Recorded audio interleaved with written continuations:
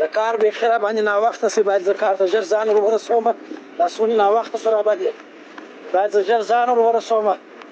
اوی په کور کښې د مېرمنې څه اجازه نه واخیستله، چې اجازه وانه خلو بیا خوا به دی.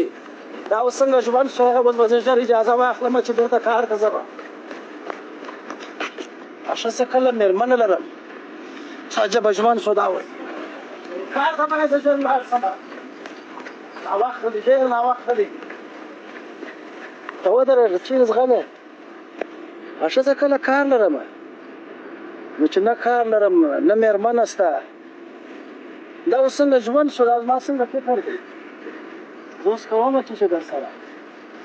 او هلته څونه ډېره خاوره پرته ده، کاشکې دا خاوره ایسته کړمه، زه به دا خاوره ایسته کړمه. ښه موږ کله بیلچه لرو، دا اوس څنګه ژوند شو؟ دا په ما اوس څه سوي دي؟